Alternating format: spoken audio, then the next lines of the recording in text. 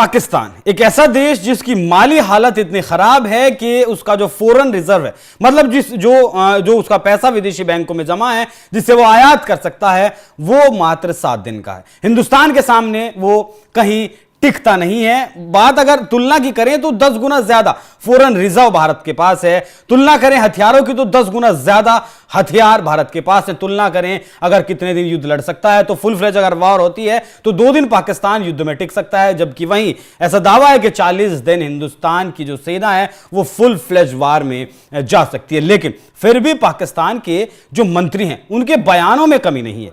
बयानवीर बने हुए हैं, लगातार कह रहे हैं कि पाकिस्तान के पास जो 130 परमाणु मिसाइलें हैं उनकी तरह उनका जो मुंह है वो हिंदुस्तान की तरफ उसने किया हुआ है। दरअसल 1971 की जो लड़ाई हुई थी, जब बांग्लादेश को तोड़कर पाकिस्तान से अलग कर दिया गया था, उस हार को अब तक भी पाकिस्तान भूल नहीं पाया और उसके बाद से ही उसने अपने परमाणु हथियारों को विकसित किया, चीन से मदद लिया, फिर और देशों से मदद की। हालांकि उसके परमाणु हथियारों के बारे में पाकिस्तान की संसद में इमरान खान की पार्टी के नेता कह चुके हैं कि पाव किलो के जो बम है उसके साथ आप क्या करोगे। खैर, गीदड़ भभकी है वो पाकिस्तान देता ही रहता है, लेकिन इस वक्त हिंदुस्तान ने एक ऐसा इंजन विकसित कर लिया है जिससे कि हिंदुस्तान में बैठकर मात्र 100 सेकंड में इस्लामाबाद को, पूरे इस्लामाबाद को हिंदुस्तान तबाह कर सकता है। इसका नाम है स्क्रैमजेट इंजन, क्योंकि ये इसका पाकिस्तान के पास कोई भी किसी तरीके का कोई तोड़ नहीं है। ये बनाने वाला जो हिंदुस्तान है वो चुनिंदा देशों की लिस्ट में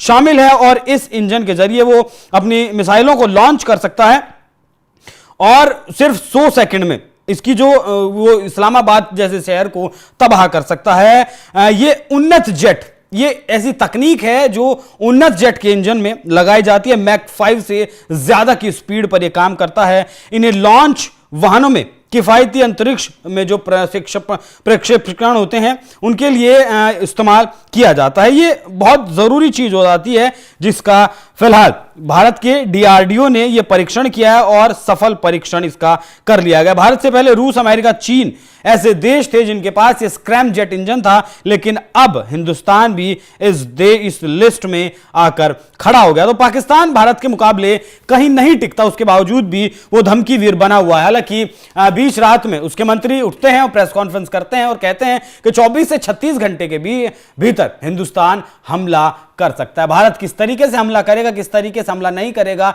उसका जिस तरीके से सर्जिकल स्ट्राइक के वक्त पाकिस्तान को भनक नहीं लगी थी, एयर स्ट्राइक के वक्त जिस तरीके से भनक नहीं लगी थी, उसी तरीके से ये जो बदला पहलगांव का लिया जाएगा उसकी भी भनक पाकिस्तान को नहीं लगने वाली है। पाकिस्तान इस बात की चिंता करे कि हिंदुस्तान यहां बैठा हुआ 100 सेकंड में तुम्हारा जिस शहर को चाहे उस शहर को तबाह कर सकता है। उसके बावजूद ऐसी धमकियां देना शायद पाकिस्तान को शोभा नहीं देता। पाकिस्तान के भीतर कितनी बेचैनी है वो आप इस बात से समझ सकते हैं कि वो रशिया हो या फिर अमेरिका हो, इन बड़े देशों के सामने पाकिस्तान लगातार गिड़गिड़ा रहा है, मदद की गुहार लगा रहा है और ये कहने को मजबूर है कि हिंदुस्तान से बात करिए, हिंदुस्तान हमारे ऊपर कोई हमला ना करे, क्योंकि पोल पट्टी जो है वो 48 में पाकिस्तान की खुली, 65 में खुली, 71 में खुली, 99 में खुली और उसके बाद भी लगातार वो खुलती आई है।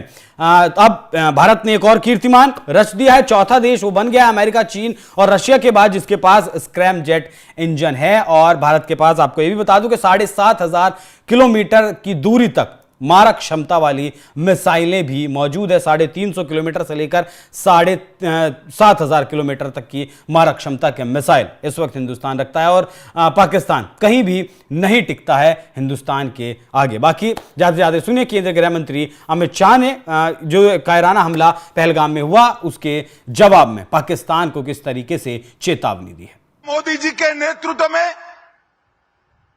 चाहे उत्तर पूर्व हो, चाहे वामपंथी उग्रवाद का क्षेत्र हो, चाहे कश्मीर पर पड़ी आतंकवाद की छाया हो, हर चीज का मजबूती के साथ हमने जवाब दिया है। और अगर कोई एक कायराना हमला कर ये समझता है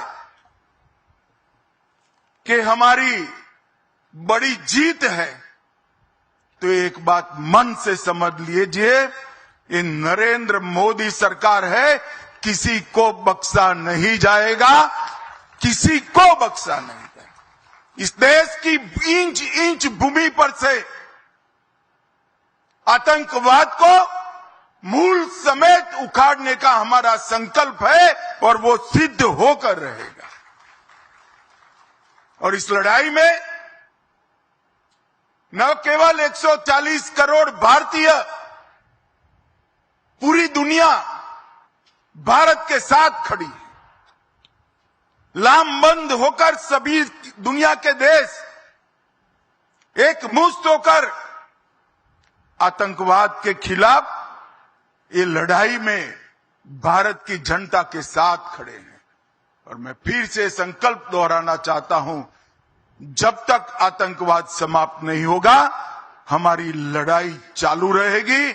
और जिन लोगों ने एक कृत्य किया है उसका उचित दंड उनको निश्चित रूप से दिया जाएगा।